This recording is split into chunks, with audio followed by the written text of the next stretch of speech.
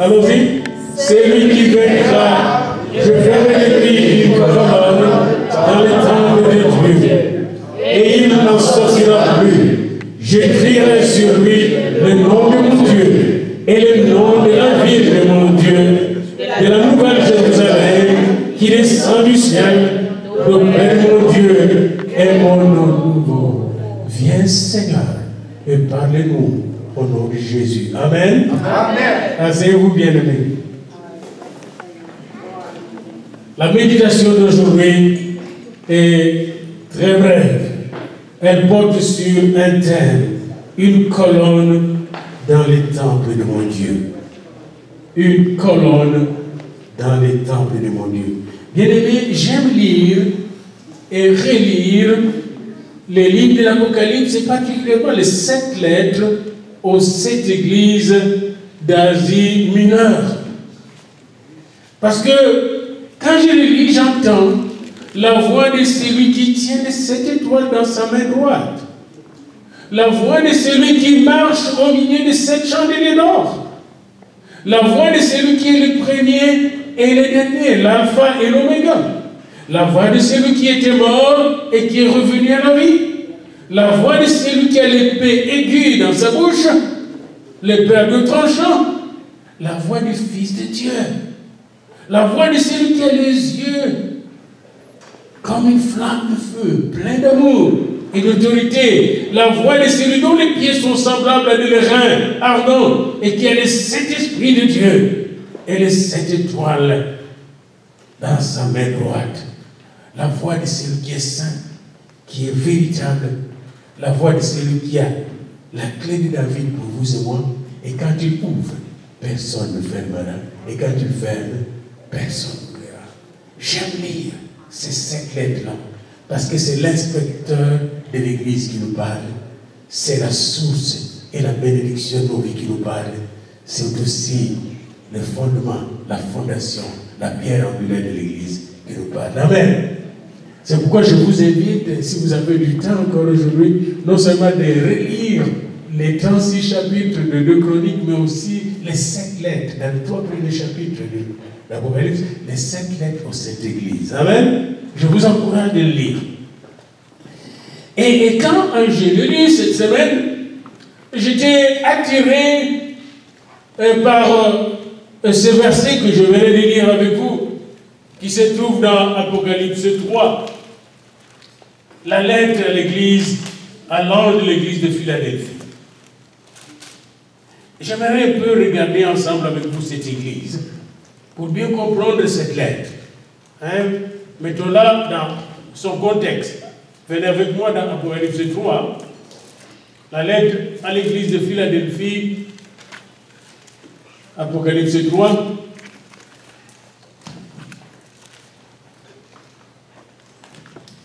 La lettre à l'église de Philadelphie.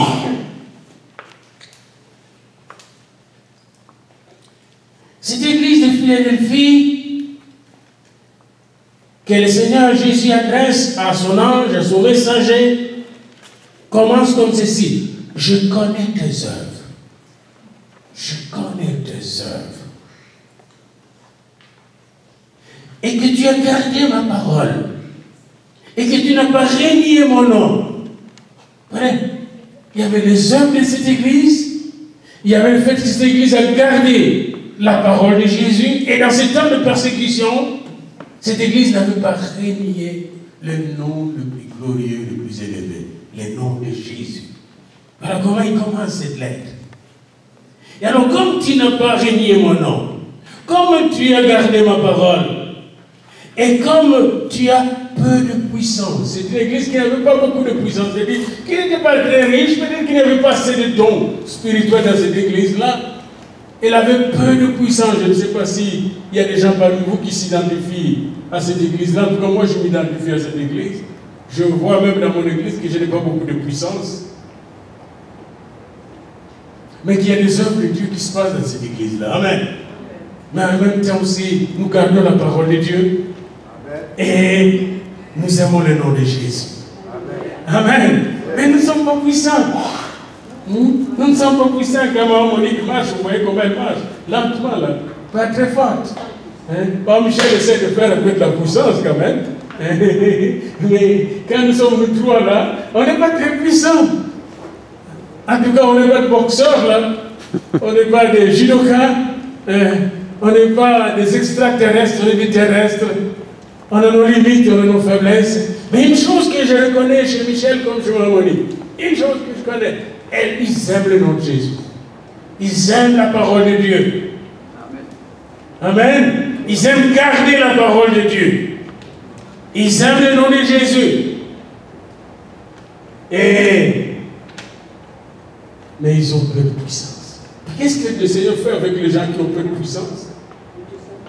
Il dit, je mis devant toi une porte ouverte que nul ne saura fermer. Amen. Il y a une porte ouverte. Amen. Je vais vous dire aujourd'hui qu'il y a une porte ouverte devant vous et devant nous. Amen. Il y a une porte ouverte. Si vraiment vous n'êtes pas puissant, si vous réalisez avec moi que vous n'êtes pas puissant, que vous avez peu de puissance, mais que vous gardez la parole de Dieu, que vous n'avez pas renié le nom de Jésus, Jésus a mis devant vous une porte ouverte que personne ne peut fermer. Et ça, c'est dans tous les domaines dans lesquels vous êtes. Amen. Il y a une porte ouverte. Quel son service vous êtes, vous voyez que les portes sont fermées, il y a une porte ouverte. Pour cette église, il y a une porte ouverte. Pour sa croissance, sa bénédiction. Amen. Il y a une porte ouverte que personne ne sera fermé. Représentez-vous dans votre service là, ou dans votre vie, quelque chose là qui est fermé là, que vous voulez recevoir. Ne me dites même pas cette chose, mais dites-la maintenant au Seigneur. Amen. Parce qu'il y a une porte ouverte pour cette chose là. Amen. Il y a une porte ouverte. Et Jésus ajoute que personne ne saura fermer. Quand tu ouvres, personne ne peut fermer. Amen. Nous retenons ça. Voilà comment commence cette lettre. Alors il dit ensuite, je te donne quelques-uns de ceux de la synagogue de Satan. Il y avait une synagogue là. Ces gens-là se disaient juifs, mais ils étaient satanistes. Je ne sais pas si vous avez déjà vu ça. J'étais à Manchester, je visitais cette ville. Il y avait une église. On dit église. Mais après, le chef de cette église circulait dans sa voiture avec un cercueil. Et les gens qui étaient là, il y avait des cercueils dans l'église. Et ils disaient l'église. Et ici, il semblerait qu'à Philadelphie, il y avait une synagogue, mais cette synagogue était animée par des gens, gérée par des gens qui étaient des disciples de Satan. Il y en a de plus en plus, vous en aurez de plus en plus. Il dit c'est une synagogue de Satan qui se disent juifs et ne le sont pas, mais qui mentent. Voici, je le ferai venir se prosterner à tes pieds et reconnaître que je t'ai aimé. Autrement dit, l'église de Philadelphie, tu as peu de puissance. Hein. Ces gens-là qui se disent puissants, sataniquement puissants, ils vont venir se prosterner devant vous. Amen. Savez-vous pourquoi ils vont venir? Ils vont venir chercher la délivrance. Ils vont chercher le salut. Amen. Oui.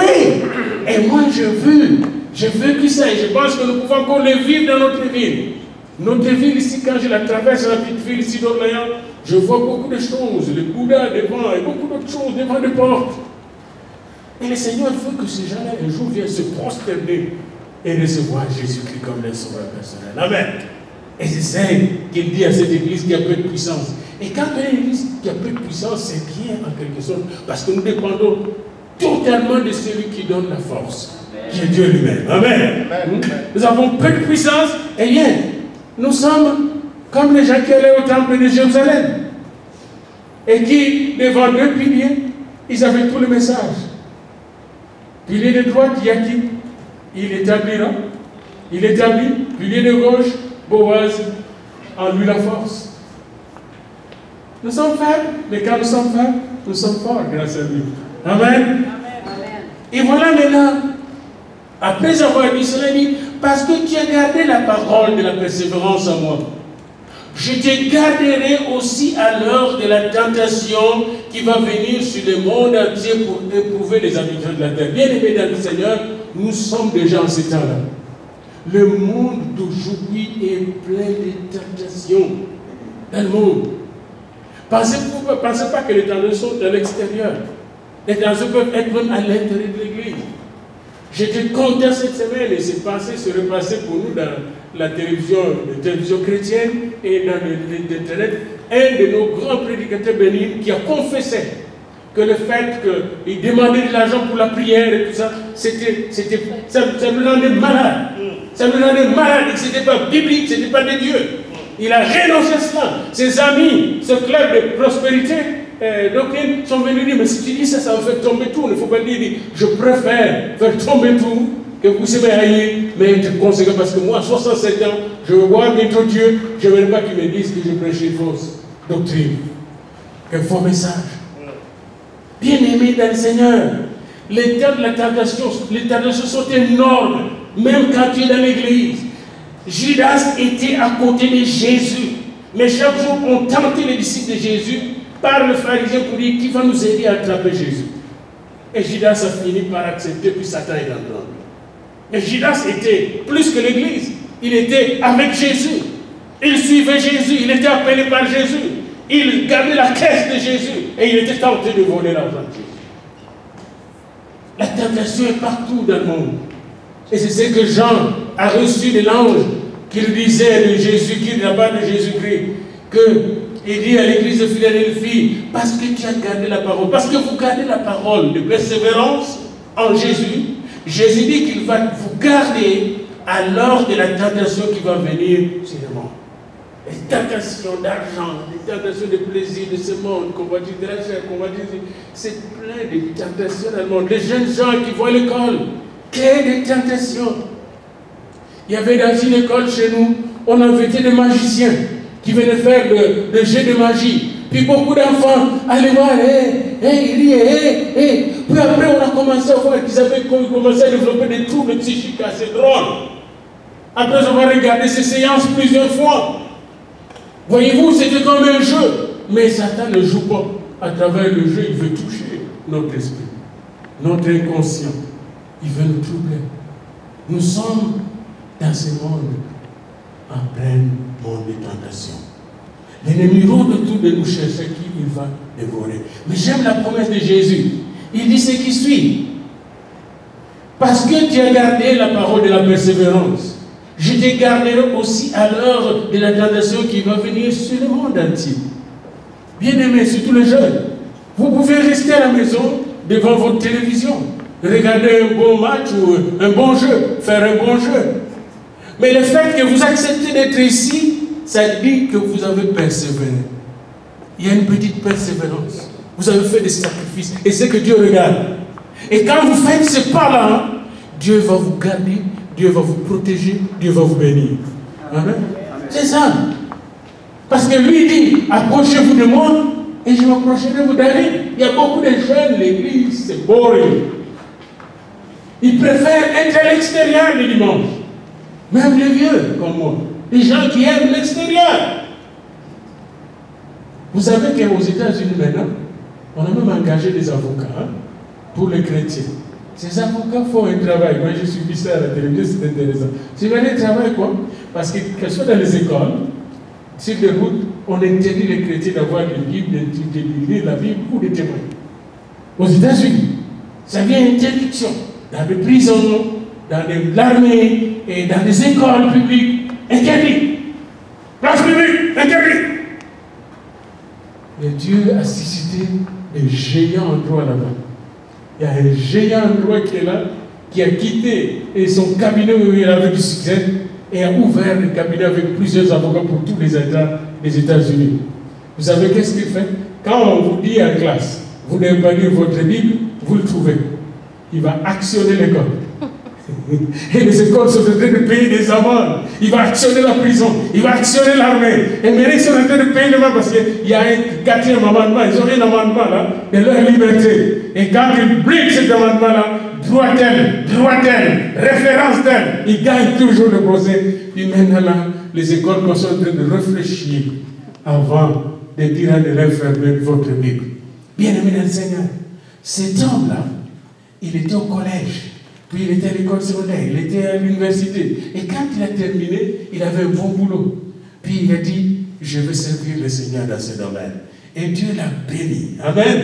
Il a béni. Parce qu'il a gardé la parole de la persévérance. La Bible nous dit, parce que tu as gardé la parole de la persévérance, je te garderai aussi à l'heure de la tentation. Cet homme-là, dans cette heure de la tentation où on est super endetté, il a témoigné quelque chose. J'avais un gros salaire, de grosses revenus quand j'étais avocat du monde, mais depuis que je suis avocat de Dieu, il y a une différence. L'Éternel est mon berger, je ne manque de rien. Là-bas, j'étais riche, mais je manquais. J'étais plein d'aide. Mais ici, l'Éternel est mon berger, je ne manque de rien. Bien aimé, pourquoi? Parce qu'il a gardé la parole de la bénédiction, la parole de la persévérance, la parole de Jésus. Maintenant, regardez ce qui suit. Je viens bientôt. Jésus vient bientôt. Retiens ce que tu as, afin que personne ne prenne ta couronne. Retiens ce que tu as. Qu'est-ce que tu as? La parole de la persévérance. Le nom de Jésus. Savez-vous que le nom de Jésus que vous avez là est puissant? Savez-vous ça? Combien de fois vous citez le nom de Jésus? Les enfants, quand vous allez à l'école, j'aimerais demain que vous puissiez être conscients. Quand vous allez dans l'école, quand vous déposez vos choses là, dans votre armoire, dites au nom de Jésus. Je vais passer une journée merveilleuse aujourd'hui. Une journée d'intelligence, d'inspiration, de joie et de paix. Amen. Au nom de Jésus. J'aimerais que demain, vous puissiez le faire consciemment. Prendre l'autorité sur votre école au nom de Jésus. La même chose pour ceux qui vont au travail, bien aimés. Hein? Le nom de Jésus.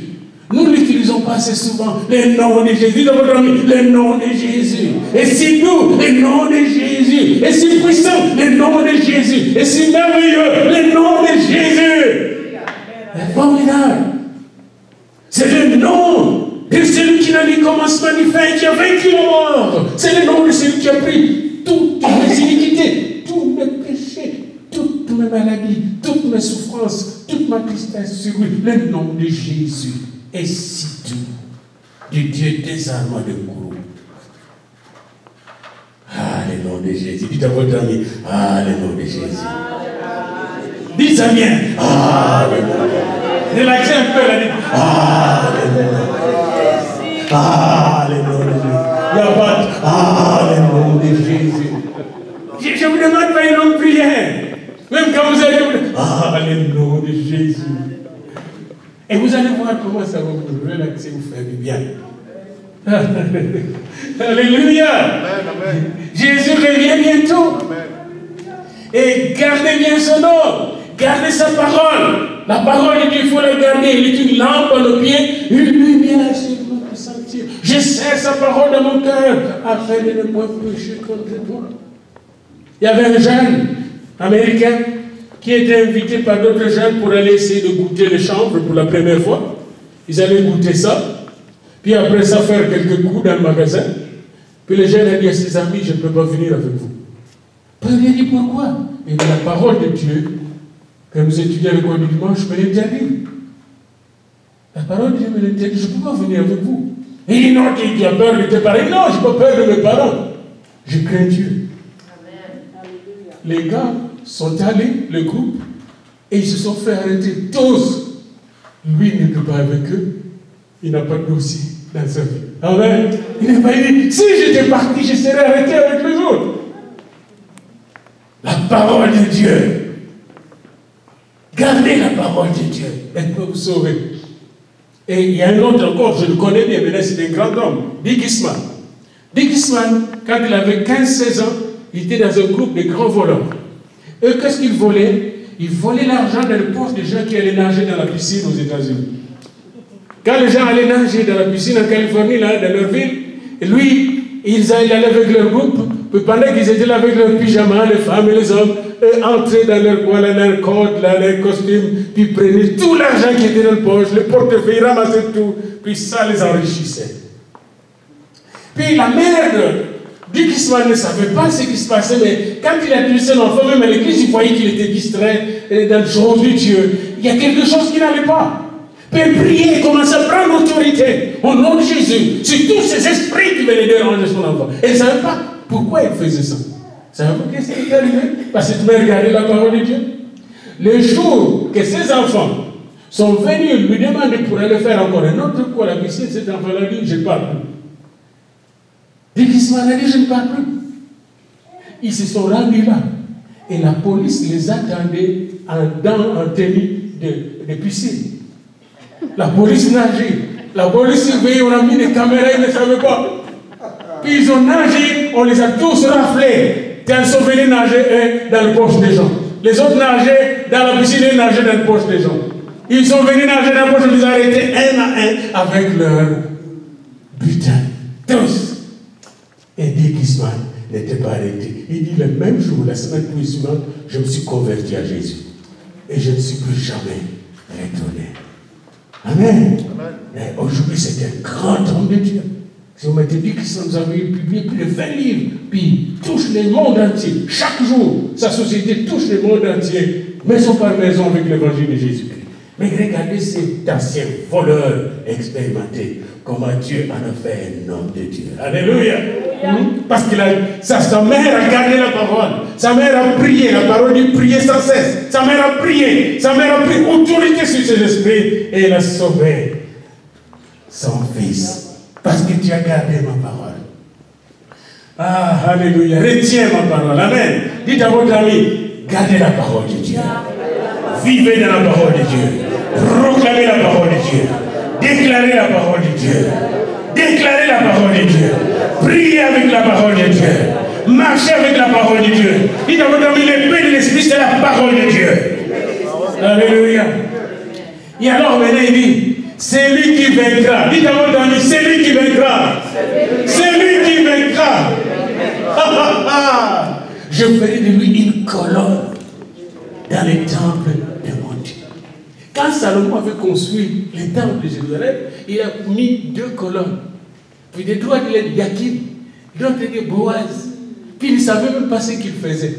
Il ne savait pas même qu'un jour, Jésus va dire que celui qui va vaincre, je ferai de lui une colonne dans les temples de mon Dieu, les temples éternels. Oh, vous savez qu'est-ce qu'une colonne? Des temples de Dieu. Une colonne, c'est quelqu'un de solide, c'est quelqu'un de puissant, c'est quelqu'un de merveilleux, c'est quelqu'un de glorieux. Donc, si on vous met colonne dans les temples de Dieu, si j'étais avec toi, j'allais sortir une colonne dans les temples de mon Dieu, dit Jésus. Les temples éternels, une colonne, c'est lui qui vaincra, c'est lui qui a gardé la parole. C'est lui qui a gardé mon nom. Eh bien, je ferai de lui une colonne. Une colonne, on peut venir s'appuyer sur la colonne. Mais on est bien, une colonne. Et vous, Dieu fait de vous une colonne. Le Fils de Dieu fait de moi une colonne. Ou dans les temples de son Dieu. Voyez un peu la profondeur de la chose. Dans les temples de son Dieu. Et il ajoute, et il n'en sortira plus. Plus jamais vous allez sortir. Éternellement colonne. Toujours colonne. En tout temps colonne. Dans l'éternité colonne. Auprès de Dieu colonne. Avec Jésus colonne. Par le Saint-Esprit colonne. Ah, alléluia. J'ai hâte. J'ai hâte. Bien aimé. Une colonne. Mais maintenant, j'ai une petite chose à vous dire.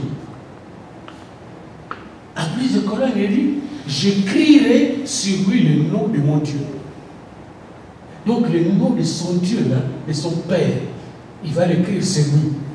Deuxièmement, je vais écrire sur lui le nom de la ville sainte, la ville de mon Dieu, la ville qui va rester éternellement. Ce n'est pas comme la ville d'Ottawa, ce n'est pas comme la ville de New York, ce n'est pas comme la ville de Kinshasa que j'ai perdue, ce n'est pas comme je ne sais pas quelle ville de Londres, ce n'est pas comme la ville de Vancouver, mais comme, je ne sais pas si vous saisissez, bien aimé, la ville de mon Dieu, la ville où la lumière c'est Dieu lui-même, la ville où la température est merveilleuse. C'est pas comme ici, parfois l'hiver, parfois c'est l'automne, parfois ça change. Le même jour, l'autre fois, j'ai constaté, c'était chaud à midi, c'était frais le soir, et c'était vendu la nuit.